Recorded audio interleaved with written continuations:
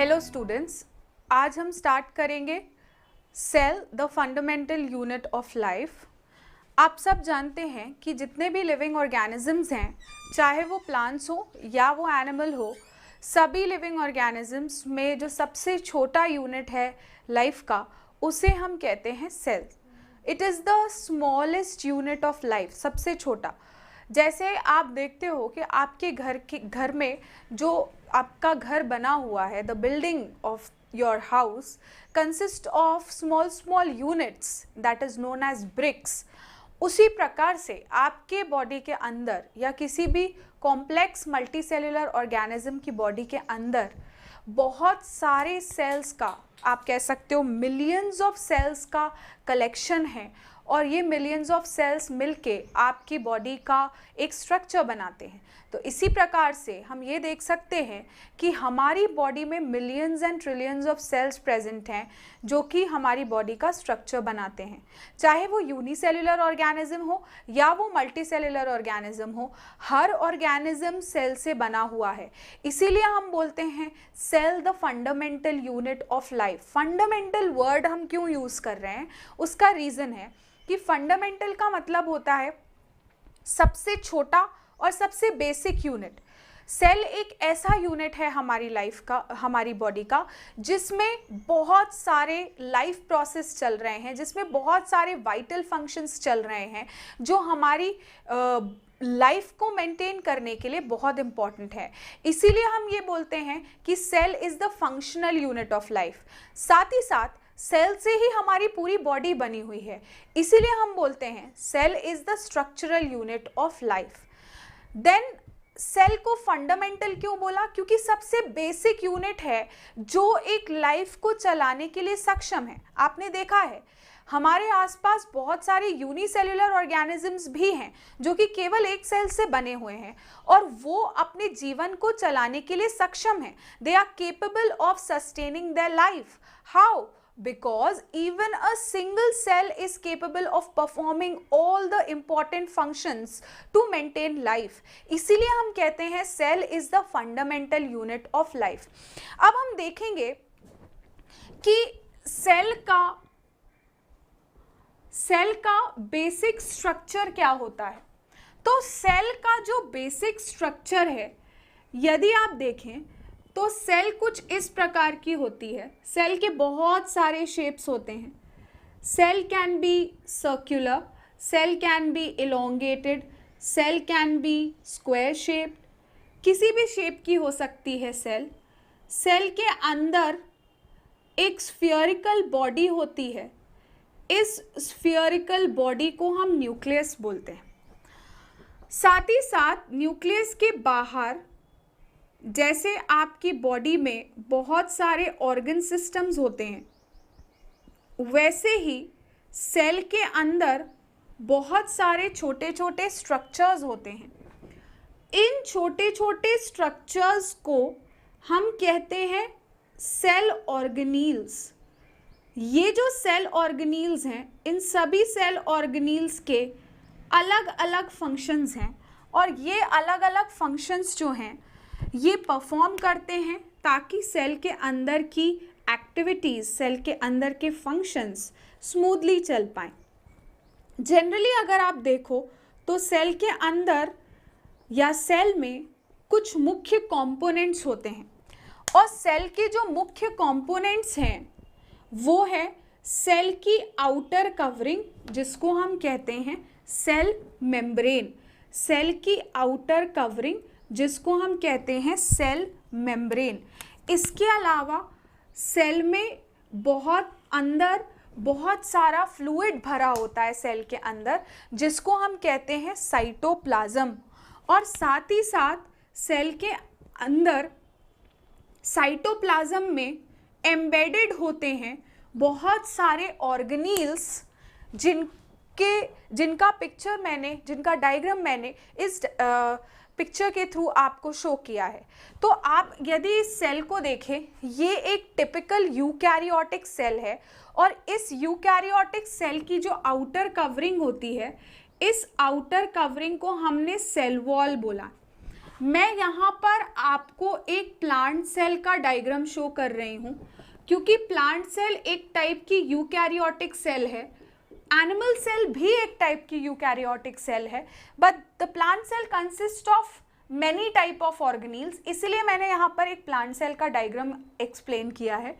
ये outer most covering जो है प्लांट सेल में, इसको हम सेल वॉल बोलते हैं। सेल वॉल के अंदर प्रेजेंट होता है सेल मेम्ब्रेन।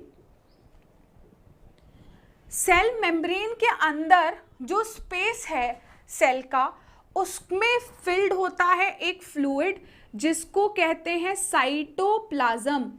साइटो वर्ड का मतलब होता है सेल और प्लाज्म वर्ड का मतलब होता है फ्लूइड। तो इस सेल के अंदर एक फ्लूइड फिल्ड है जिसको हम कहते हैं साइटोप्लाज्म। नेक्स्ट, इस साइटोप्लाज्म में यदि आप देख सकते हैं तो बहुत सारे ऑर्गेनील्स प्रेजेंट हैं, छोटे छोटे स्ट्रक्चर्स प्रेजेंट हैं, और ये जो छोटे छोटे स्ट्रक्चर्स हैं इनको हम कहते हैं सेल ऑर्गेनील्स। जैसे आपकी बॉडी के अंदर बहुत सारे ऑर्गन्स प्रेजेंट होते हैं जो अलग अलग फंक्शंस परफॉर्म करते हैं, वैसे ही इस सेल के अंदर बहुत सारे छोटे छोटे ऑर्गेनील्स प्रेजेंट होते हैं जो अलग अलग सेल के फंक्शंस परफॉर्म करते हैं। तो मैं कुछ ऑर्गेनील्स के नाम आपको इस सेल में डिस्क्राइब करूंगी। This is known as this cell organelle, इसको हम कहते हैं Golgi apparatus. This is known as Golgi apparatus. Then if you can see this organelle, ये पूरा ऑर्गेनील यदि आप देखें, इसको कहते हैं माइटोकॉन्ड्रिया। हम हर ऑर्गेनील के बारे में डिटेल में डिस्कस करेंगे। This cell organelle is known as mitochondria. Then if you can see this cell organelle, इसको बोलते हैं endoplasmic reticulum. This is known as endoplasmic reticulum. This cell organelle, इसको बोला जाता है nucleus. This red coloured spherical organelles जो मैंने बनाए हैं ये कहलाते हैं लाइजोसोम्स। मैं अभी केवल आपको सेल ऑर्गेनील्स के नेम डिस्क्राइब कर रही हूँ, लेटर आगे के लेक्चर में मैं आपको हर एक ऑर्गेनील का स्ट्रक्चर और उसका फंक्शन डिस्क्राइब करूँगी। लाइजोसोम्स के बाद आप ये ब्लैक कलर की स्फीयरिकल बॉडीज यदि देखें तो these black colored spherical bodies they are known as ribosomes। तो यहाँ पर हमने देखा कि सेल के अंदर the cell consists of cytoplasm, and in the cytoplasm और cytoplasm के अंदर many cell organelles are present। बहुत सारे छोटे छोटे सेल ऑर्गेनील्स प्रेजेंट होते हैं जिनके नाम मैंने इस डायग्राम में आपको डिस्क्राइब किया है। Next is that all the cell organelles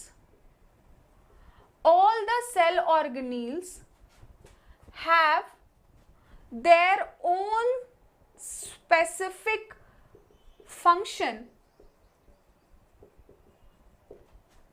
and the work inside the cell is divided amongst the different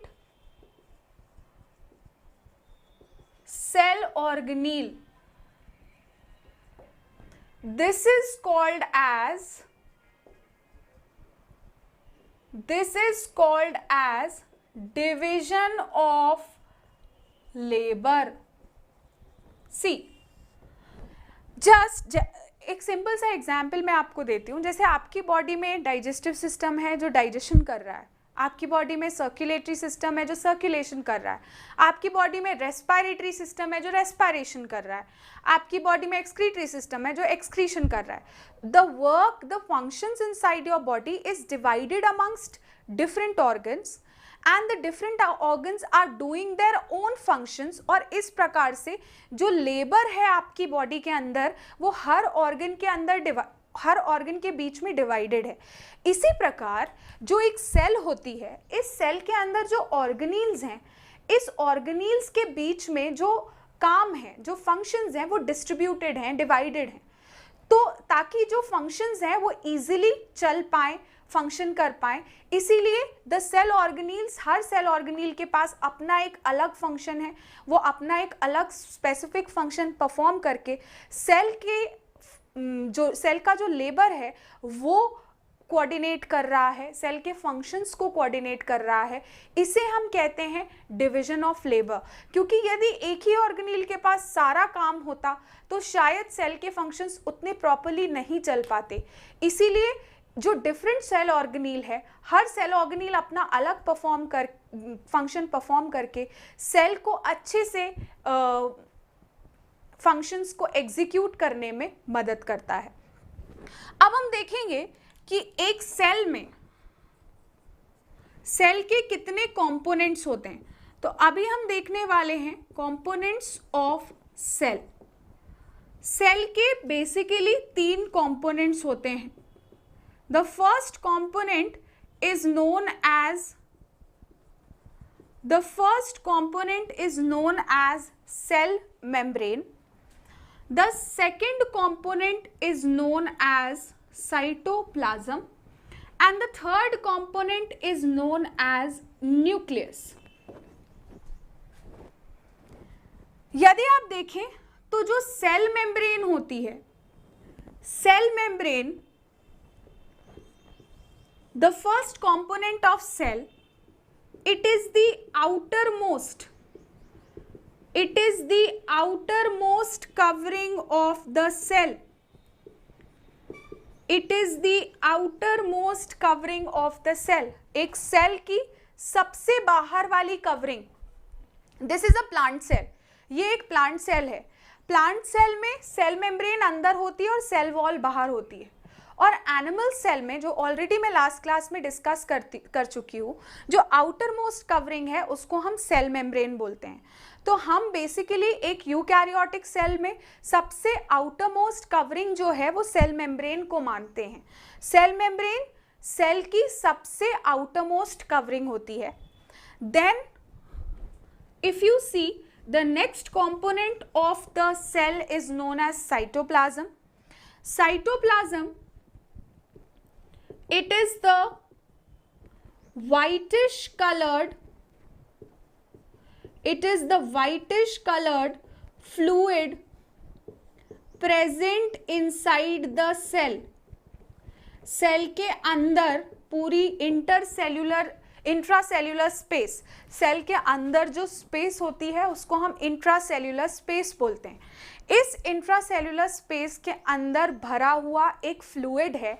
इस फ्लूइड को साइटोप्लाज्म कहते हैं. साइटोप्लाज्म एक वाइट कलर का फ्लूइड है. And all of you know that in the cytoplasm various organelles are present.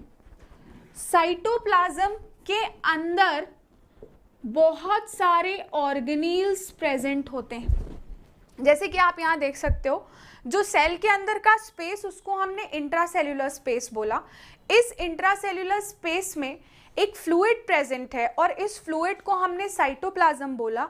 Cytoplasm में बहुत सारे छोटे छोटे स्ट्रक्चर्स जो कि मैंने यहाँ डिस्क्राइब किए हैं वो एम्बेडेड हैं और इन स्ट्रक्चर्स को हमने सेल ऑर्गेनील्स का नाम दिया. There are various types of cell organelles like lysosomes, mitochondria, cell wall, lysosomes, mitochondria, cell wall, Golgi apparatus, ribosomes, endoplasmic reticulum. तो इस प्रकार से बहुत सारे सेल ऑर्गेनील्स प्रेजेंट होते हैं और ये भी एक प्रकार का सेल ऑर्गेनील है जिसे हम कहते हैं vacuole. So these are the different types of cell organelle that are present in the cytoplasm. And nucleus it is the centrally or peripherally placed dark colored spherical body. C nucleus जैसे आपकी body में एक brain होता है जो आपके body के सारे ऑर्गन्स को कंट्रोल करता है, वैसे ही सेल के अंदर एक स्ट्रक्चर होता है जिसको हम बोलते हैं न्यूक्लियस. ये स्फीयरिकल होता है यानी कि गोल होता है और डार्क कलर का होता है, क्योंकि जब भी हमें सेल को देखना होता है किसी भी, तो जनरली सेल्स का साइज इतना छोटा होता है कि हम उसको एक नेकेड आइज से नहीं देख सकते. तो सेल को देखने के लिए हमें सेल्स को निकाल के पहले उसको स्टेन करना होता है या डाई करना होता है, and then we view this dyed and stained cells under the microscope. तो जब हम स्टेन करते हैं सेल्स को, तो ये जो सेल्स हैं इनमें जो न्यूक्लियस है ये डार्क कलर का हो जाता है. इसलिए I have mentioned that it is centrally और peripherally placed dark coloured spherical body. ये डार्क कलर की स्फीयरिकल बॉडी दिखाई देती है. लेकिन सेंट्रली या पेरिफेरली क्या होता है, कुछ सेल्स होती हैं जिनमें न्यूक्लियस बीच में दिखाई देता है और कुछ सेल्स होती हैं जिनमें न्यूक्लियस किनारे होता है.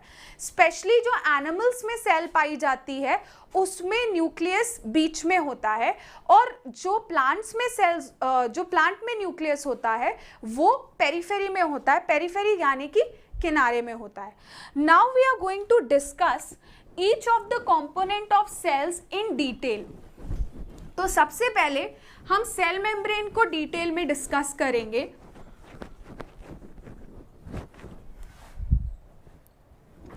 If you can see cell membrane, अभी जो मैंने एक छोटा सा स्ट्रक्चर आपको सेल का दिखाया, सेल मेम्ब्रेन कहीं कहीं पे you must have also read the name as plasma membrane. Cell membrane या प्लाज्मा मेम्ब्रेन. Cell membrane या plasma membrane, all of you know already that it is the outermost covering of the cell. Cell के सबसे बाहर की covering. यदि मैं एक ये सेल बनाऊं यहाँ पर, ये इसका न्यूक्लियस है. If this is a cell, cell के सबसे बाहर की कवरिंग, इसको हमने सेल मेम्ब्रेन का. Okay, now it separates. Cell membrane का मेन काम क्या है? It separates the inner contents of the cell, inner contents of the cell from outer ones. यानी कि सेल मेम्ब्रेन एक बाउंड्री बना रहा है जिससे कि सेल के अंदर के कंपोनेंट्स सेल के बाहर के कंपोनेंट्स से अलग हो पाएं. तो cell membrane outermost covering है और सेल मेम्ब्रेन सेल के इनर कंपोनेंट्स को सेल के आउटर कंपोनेंट्स से अलग करता है. अब एक इंपॉर्टेंट बात है कि cell membrane is present in plant cell and animal cell. Plant cell में भी प्रेजेंट होता है और एनिमल सेल में भी प्रेजेंट होता है. This means present. तो cell membrane is present in plant cell also, animal cell also. मैंने अभी जो आपको स्ट्रक्चर दिखाया था उसमें जो सेल मेम्ब्रेन होता है, ये सेल मेम्ब्रेन अंदर होता है और बाहर की तरफ सेल वॉल होता है. एनिमल सेल में केवल एक ही कवरिंग होती है, दैट इज सेल मेम्ब्रेन. अब जानने की बात यह है कि सेल मेम्ब्रेन किसने डिस्कवर की और किसने इसके स्ट्रक्चर के बारे में हमें बताया. तो सबसे पहले हमें सेल मेम्ब्रेन के बारे में बताने वाले जो साइंटिस्ट थे उनका नाम था Singer and Nicolson. Singer and Nicolson were two scientist. ये दो साइंटिस्ट थे who described the structure of, जिन्होंने structure of cell membrane describe किया with the help of fluid mosaic model. एक मॉडल के जरिए इन्होंने एक स्ट्रक्चर डिस्क्राइब किया, सेल मेम्ब्रेन का स्ट्रक्चर। सिंगर और निकोलसन ये दो साइंटिस्ट थे जिन्होंने इस मॉडल के जरिए सेल मेम्ब्रेन का स्ट्रक्चर हमें एक्सप्लेन करने की कोशिश की। तो सिंगर और निकोलसन ने, किसी भी आप साइंस के प्रोजेक्ट को डिस्क्राइब करना चाहते हो या किसी भी एम को डिस्क्राइब करना चाहते हो तो आप उसका मॉडल बनाते हो। वैसे ही सिंगर और निकोलसन ने भी सेल मेम्ब्रेन के स्ट्रक्चर को एक्सप्लेन करने के लिए फ्लूइड मोज़ेक मॉडल का स्ट्रक्चर हमें दिया, जिसके माध्यम से हम सेल मेम्ब्रेन को अच्छे तरीके से जान पाए। तो फ्लूइड मोज़ेक मॉडल, तो according to Singer and Nicolson, Singer और निकोलसन ने बोला कि जो सेल मेम्ब्रेन है या जो प्लाज्मा मेम्ब्रेन है, ये सेल मेम्ब्रेन या प्लाज्मा मेम्ब्रेन दो टाइप के मॉलिक्यूल्स से मिलके बनी हुई है। And these two types of molecules, that is lipids and proteins. So they described that plasma membrane is made up of two types of molecules, lipids and proteins. Singer और Nicolson ने बोला कि lipid के molecules जो हैं वो दो layers में अरेंज्ड हैं। If you can see here, ये जो दो रेड कलर की लेयर्स बनाई हैं मैंने, this is lipid molecule. Lipid का मतलब होता है फैट का molecule. This is also lipid molecule. और इसके बीच बीच में एम्बेडेड हैं कुछ structures and these are known as proteins. So plasma membrane या सेल मेम्ब्रेन कुछ इस प्रकार से दिखाई देती है कि दो लेयर हैं लिपिड के मॉलिक्यूल्स की और बीच बीच में प्रोटीन्स आर एम्बेडेड। तो Singer and Nicolson they described that cell membrane is made up of two layers of lipid molecules with proteins embedded in it। तो इस प्रकार से हमें सिंगर और निकोलसन ने सेल मेम्ब्रेन का स्ट्रक्चर डिस्क्राइब किया। उन्होंने बोला लिपिड्स और प्रोटीन से मिलके बना हुआ है सेल मेम्ब्रेन। लिपिड की लेयर दो होती हैं, उसके बीच बीच में प्रोटीन के मॉलिक्यूल्स एम्बेडेड होते हैं। कुछ बच्चों को क्वेश्चन आता है कि मैम ये प्रोटीन के मॉलिक्यूल्स बीच बीच में क्यों प्रेजेंट होते हैं? एक्चुअली फैट की लेयर है, तो फैट की जो लेयर है, कुछ सब्सटेंसेस को यदि सेल मेम्ब्रेन के अंदर या सेल मेम्ब्रेन से बाहर पास करना है तो वो पास करने के लिए जो रास्ता है वो प्रोटीन्स बनाते हैं। तो proteins are present in between and they are not present all over, thereby they allow the passage of substances in and out of the cell. Next, cell membrane को एक स्पेशल एबिलिटी है cell membrane के पास, और इस ability को कहते हैं that cell membrane is selectively permeable. ये बहुत इंपॉर्टेंट है, selectively permeable. What do you mean by the word permeable? Selectively आपने बहुत बार सुना होगा, बट अभी मैं यहाँ पर आपको डिस्क्राइब करने वाली हूँ that what is the meaning of word permeable. Permeable word का मतलब होता है it is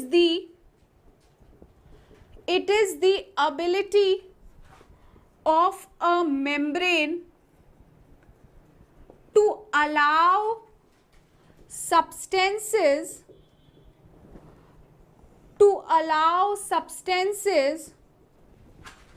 to move in and out of it।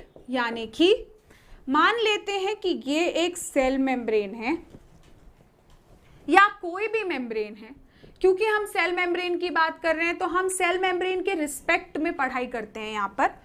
तो ये जो मेम्ब्रेन है इसकी वह क्षमता जिसके द्वारा ये सब्सटेंसेस के अंदर और बाहर मूवमेंट को, सब्सटेंसेस के अंदर और बाहर मूवमेंट को अलाउ करे, इसको कहते हैं permeability.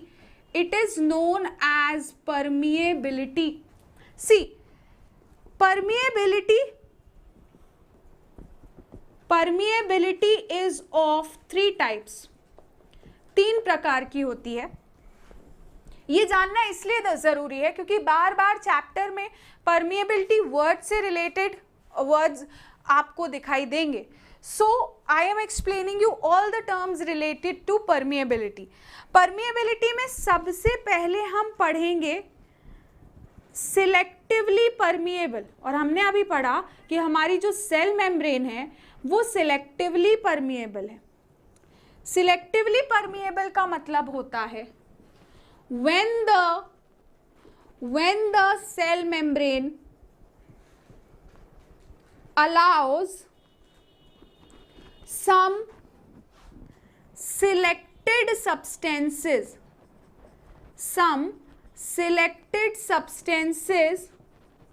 to pass through it। यानी कि जब सेल मेम्ब्रेन्स कुछ सिलेक्टेड सब्सटेंसेस का मूवमेंट अलाउ करे, it is not allowing the movement of all substances, उसने कुछ सिलेक्टेड सब्सटेंसेस का मूवमेंट अलाउ किया है। जैसे मान लेते हैं कि सेल जो है वो कार्बन डाइऑक्साइड जो कि एक गैस है या वाटर या ऑक्सीजन, इसका ही मूवमेंट अलाउ करे, तो सेल ने कुछ स्पेसिफिक, कुछ सिलेक्टेड सब्सटेंसेस का मूवमेंट सेल मेम्ब्रेन अलाउ कर रही है। वो हर सब्सटेंस को आने जाने नहीं देती, वो कुछ सिलेक्टेड सब्सटेंस को आने जाने की परमिशन देती है। तो such type of permeability is called as selectively permeable। और यही हमने अभी पढ़ा कि हमारी जो सेल मेम्ब्रेन है या किसी भी कोई भी टाइप का ऑर्गेनिज्म होगा, चाहे वो यूनिसेलुलर ऑर्गेनिज्म या वो एनिमल हो या वो प्लांट हो, हर ऑर्गेनिज्म में जो सेल मेम्ब्रेन है वो सिलेक्टिवली परमिएबल ही होती है। दूसरा एक परमिएबिलिटी से रिलेटेड वर्ड है जो कि आप पढ़ोगे, that is known as semi permeable. Semi permeable का मतलब क्या होता है? इसका मतलब है it is the ability of a membrane to allow movement of only solvent molecules. Solvent word यहां पर मैंने फोकस किया है। दैट मीन्स जो मेम्ब्रेन है वो केवल वाटर मॉलिक्यूल, जैसा कि आप जानते हो वाटर एक प्रकार का यूनिवर्सल सॉल्वेंट है, तो वो केवल वाटर मॉलिक्यूल्स का मूवमेंट अलाउ कर रही है। तो सॉल्वेंट मतलब आपने सोल्यूशन सुना होगा, सोल्यूशन मतलब घोल, और कोई भी घोल होता है वो 2 चीज़ों से मिलके बनता है, एक होता है सल्यूट, दूसरा होता है सॉल्वेंट। तो जो सल्यूट है, जैसे फॉर एग्जाम्पल शक्कर और पानी का घोल, शुगर एंड वाटर का सल्यूशन, तो sugar is a solute and water is a solvent, दोनों को मिला के बनता है सल्यूशन। तो यहाँ पर केवल सॉल्वेंट मॉलिक्यूल्स का जब मूवमेंट अलाउ करे मेम्ब्रेन, उसे कहते हैं सेमी परमिएबल मेम्ब्रेन। और तीसरा टर्म जो परमिएबिलिटी से रिलेटेड है उसे हम कहते हैं इम्परमिएबल। इम्परमिएबल का मतलब होता है when the membrane does not allow movement of movement of any substance, किसी भी सब्सटेंस का मूवमेंट ये मेम्ब्रेन अलाउ नहीं करे, ना किसी सब्सटेंस को अंदर आने दे, ना किसी सब्सटेंस को बाहर जाने दे। तो इस प्रकार की परमिएबिलिटी को कहते हैं इम्परमिएबल। बट प्लाज्मा मेम्ब्रेन कैसी होती है या सेल मेम्ब्रेन कैसी होती है? It is selectively permeable, that is it allows the movement of some selected substance through it. Next is, जैसे फॉर एग्जाम्पल अभी मैंने बोला कि सेल मेम्ब्रेन कुछ सिलेक्टेड सब्सटेंसेस का मूवमेंट अलाउ करती है। तो सेल मेम्ब्रेन यदि कुछ सिलेक्टेड सब्सटेंसेस का मूवमेंट अलाउ कर रही है तो ये सब्सटेंसेस सेल के अंदर या बाहर कैसे जाएंगे? एक सिंपल सा एग्जाम्पल मैं आपको दूंगी। If you want to walk, if you want to go from your home to a shop which is at a distance of say 1 kilometre, आपके घर से एक शॉप का डिस्टेंस है 1 किलोमीटर का। अगर आपको वहां तक जाना है तो आप कैसे जाओगे? आपको पता है you are allowed to go there, but how will you go? आप या तो किसी ट्रांसपोर्ट का यूज करोगे, यानी कि आप पब्लिक ट्रांसपोर्ट का यूज करोगे, आप अपने खुद का व्हीकल का यूज करोगे, आप अपने साइकिल्स का यूज करोगे, या फिर आप अपने पैरों से जाओगे। तो you are using a type of mode of transport to move from one place to another.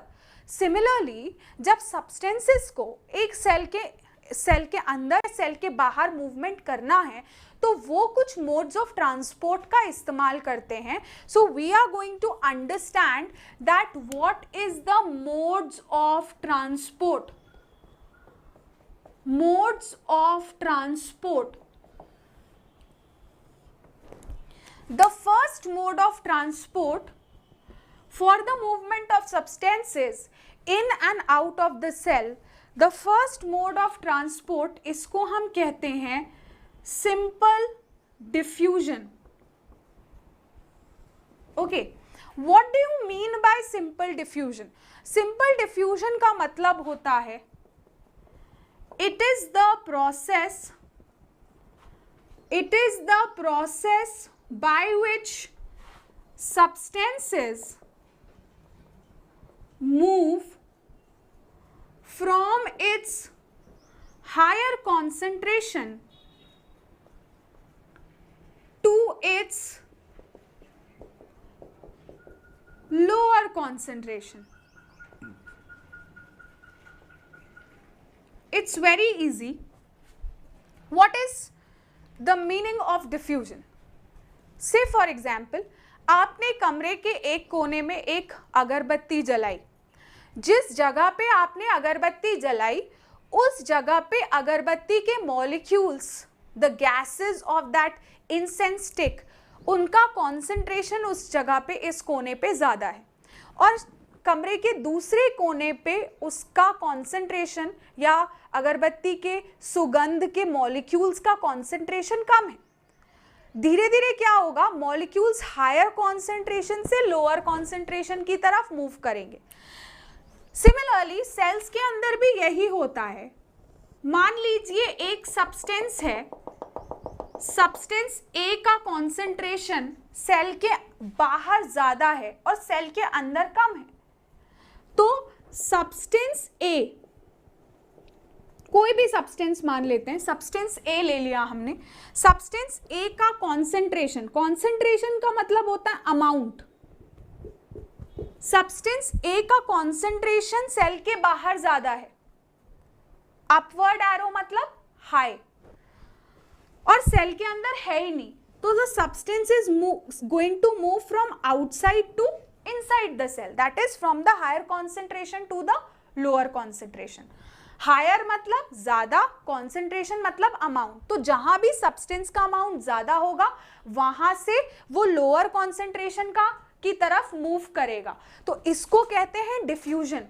Diffusion is a process, diffusion is a process where the movement of substances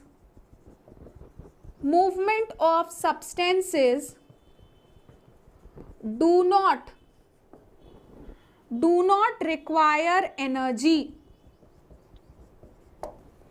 यहां पर सब्सटेंसेस के मूवमेंट के लिए energy की requirement नहीं होती। क्यों? क्योंकि सब्सटेंस का कॉन्सेंट्रेशन यहां ज्यादा था already.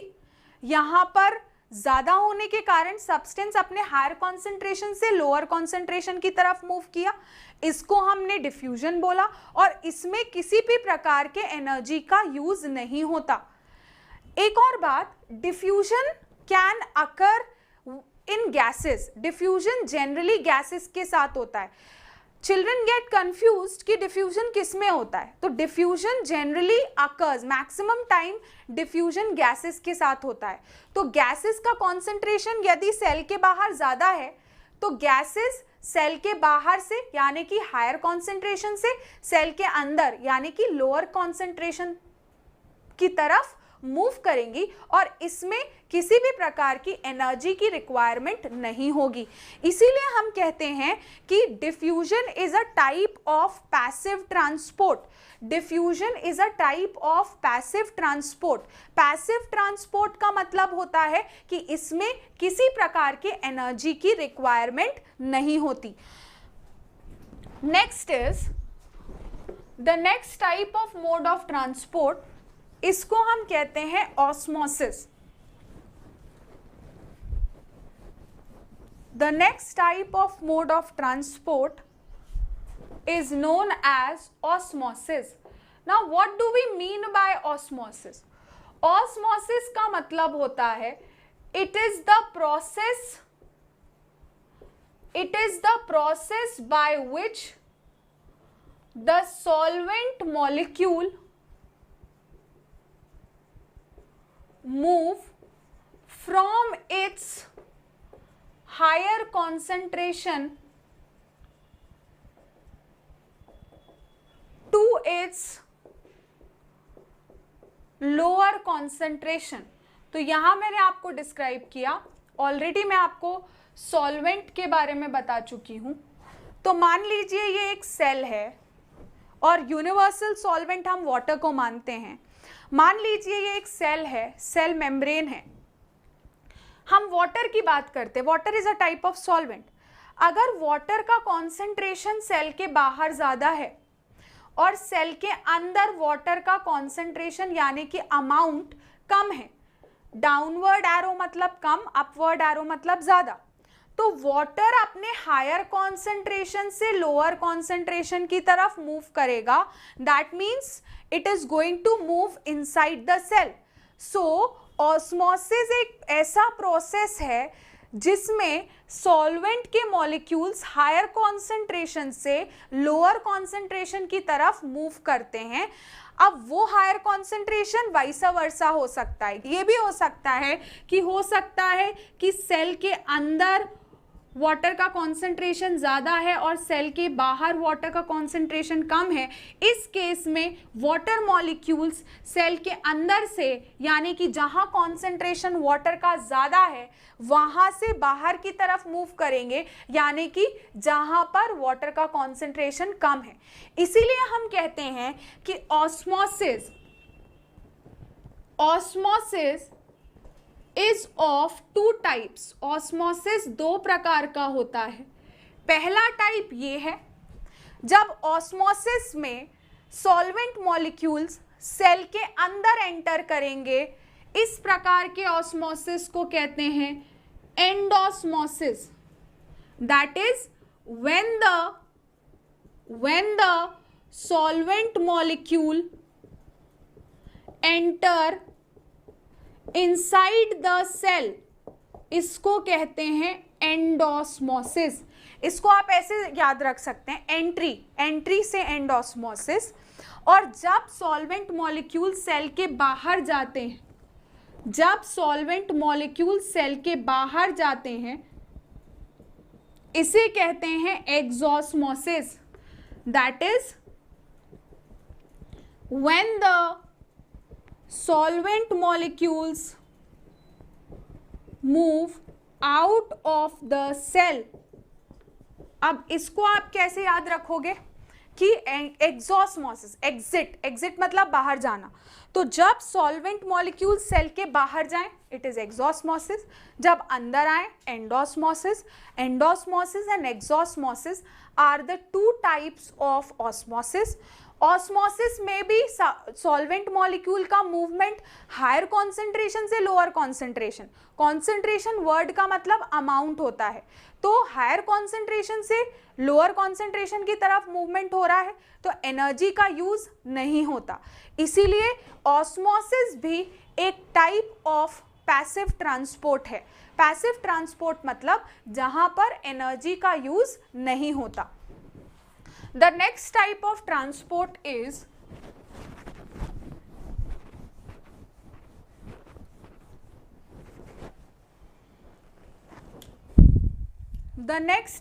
transport is called as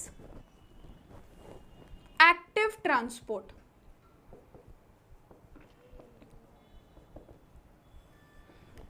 Active transport का मतलब when the substances move from its lower concentration to its higher concentration.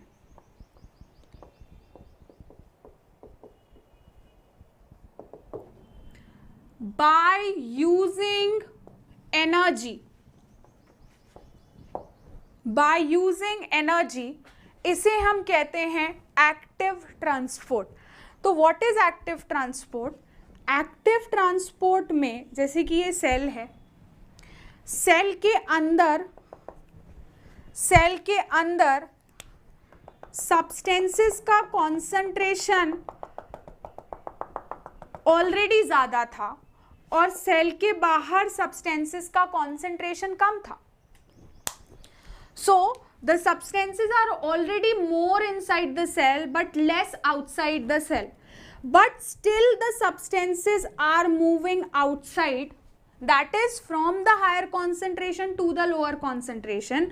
तो इस प्रकार के ट्रांसपोर्ट में एनर्जी यूटिलाइजेशन होगा और इसीलिए हम इसे कहते हैं active transport.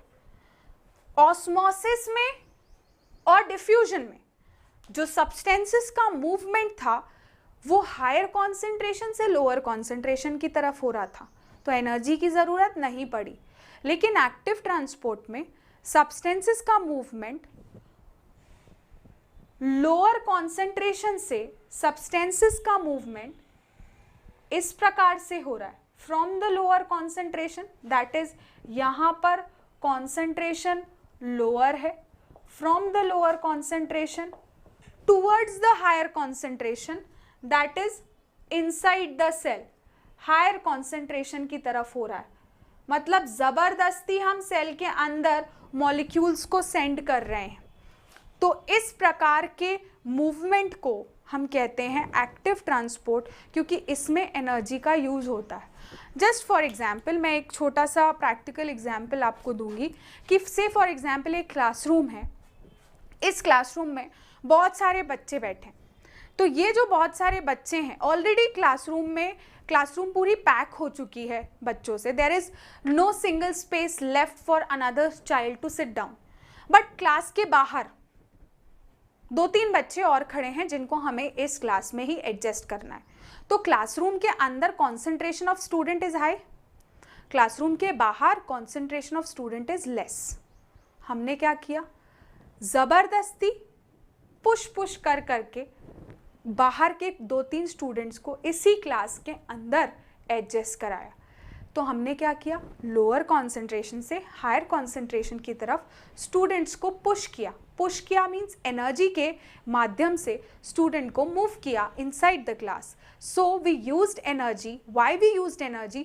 Because we are moving the substances from their lower concentration to their higher concentration. We are doing it against the concentration gradient, hence the use of energy is required.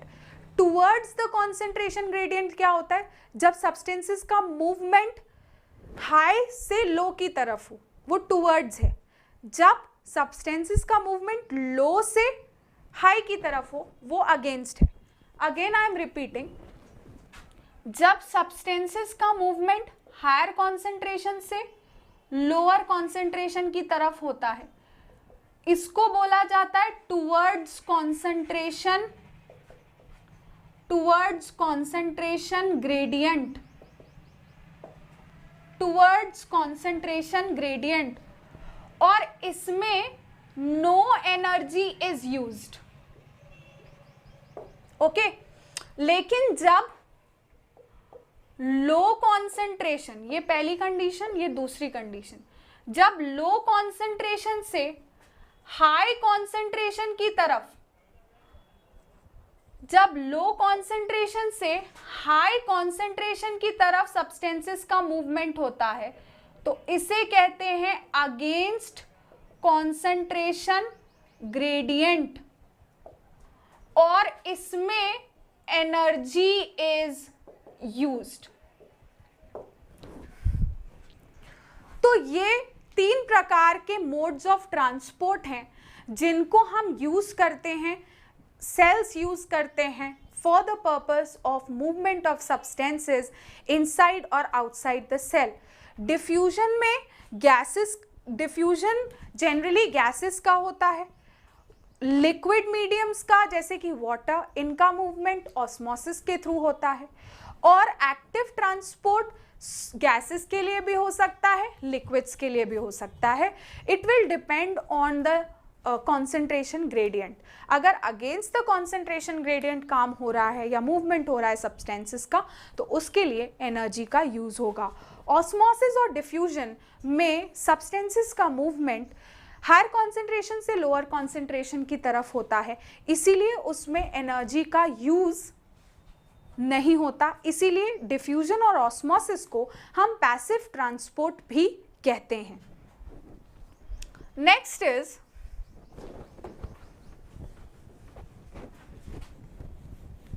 अब यहां पर एक बात जानना जरूरी है,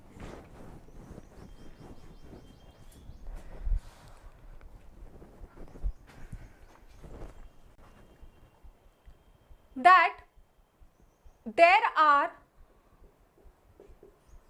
3 types of solution। हम solution इसलिए पढ़ रहे हैं बिकॉज हमें ये देखना है कि सेल के अंदर ऑस्मोसिस कैसे होता है। उसको जानने के लिए हमें सॉल्यूशंस के बारे में पता होना ज़रूरी है। तो सबसे पहले जब हम सॉल्यूशन की बात करते हैं तो we should be knowing what is tonicity. Tonicity का मतलब क्या होता है? टोनिसिटी का मतलब होता है it is the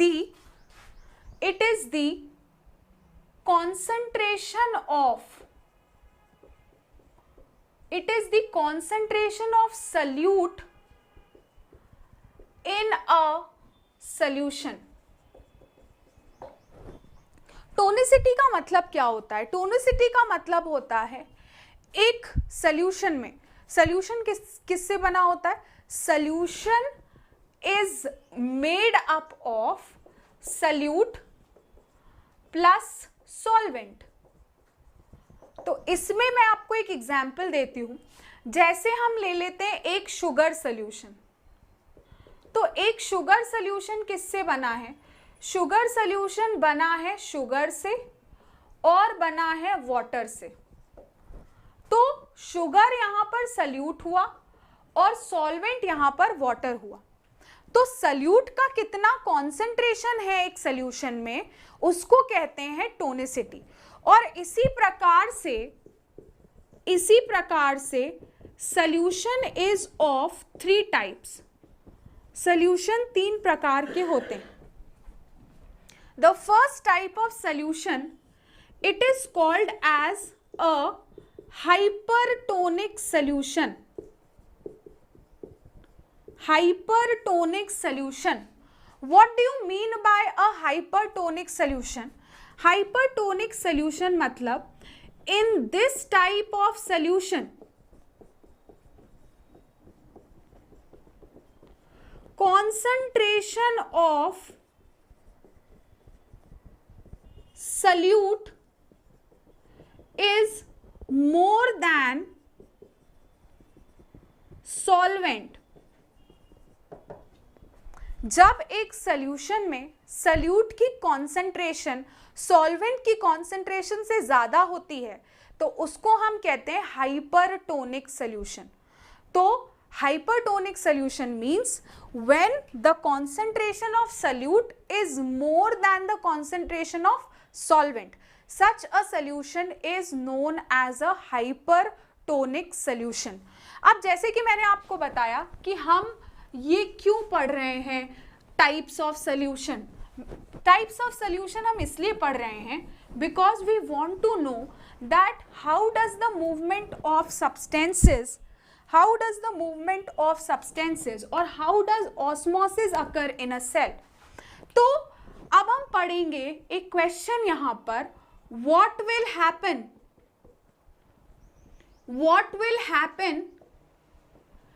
if a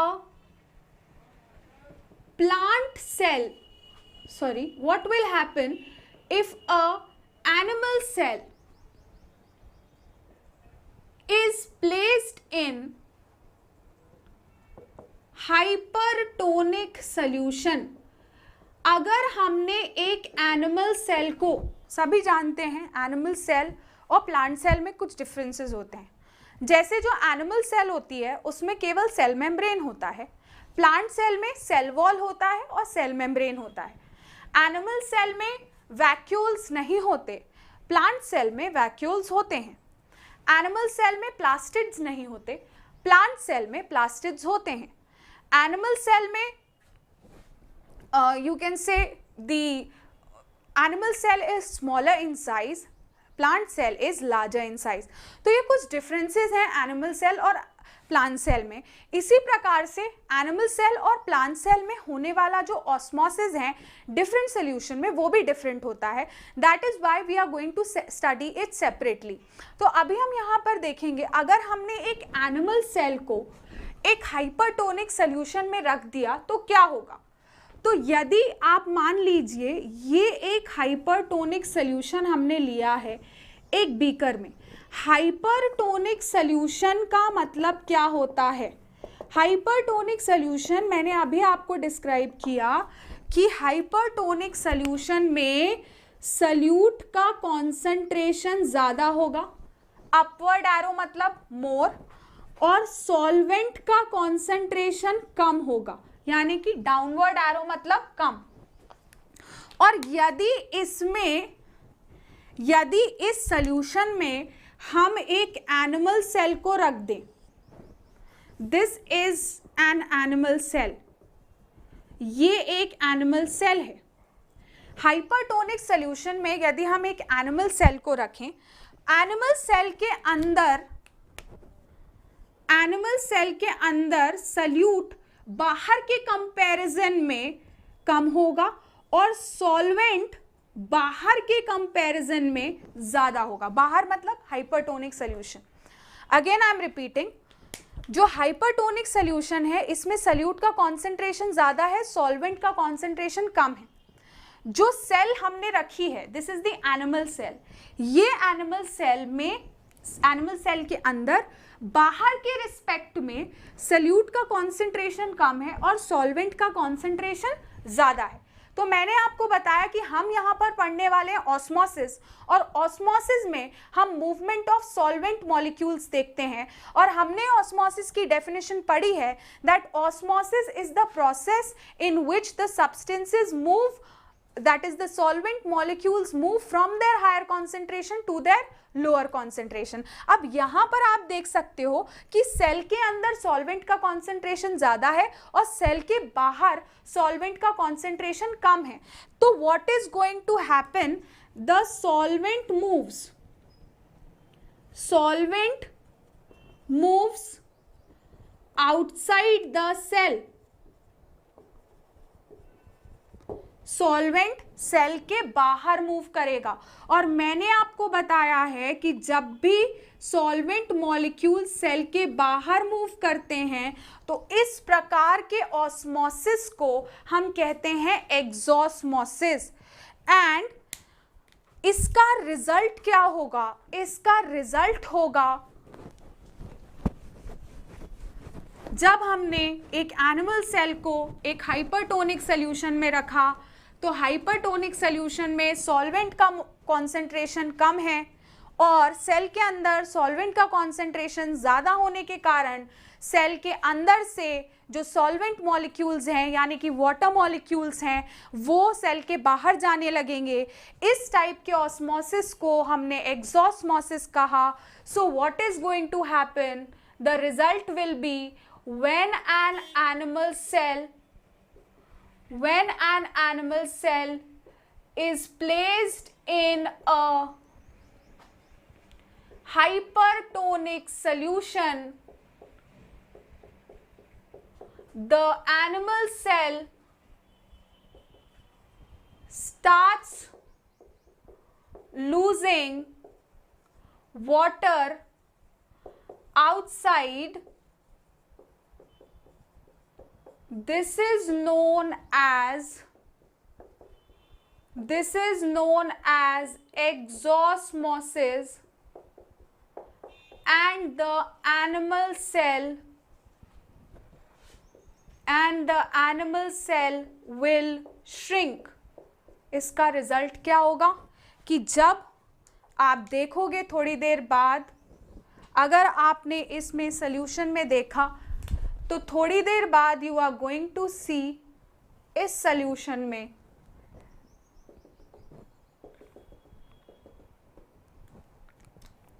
cell जो है कुछ इस तरीके से श्रिंक होके, you are going to see animal cell shrinks, क्योंकि सेल के अंदर का पूरा सॉल्वेंट मॉलिक्यूल जो है वो बाहर निकल चुका है, तो सेल जो है वो बिल्कुल श्रिंक हो जाएगी। Animal cell will shrink.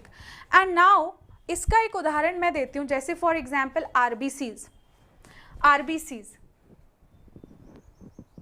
अगर हम आरबीसीज यानी कि red blood cells, human beings के ब्लड में पाई जाती है रेड ब्लड सेल्स, अगर हम इसको is placed in solution of salt यानी कि हम सॉल्ट को NaCl या सोडियम क्लोराइड भी बोलते हैं।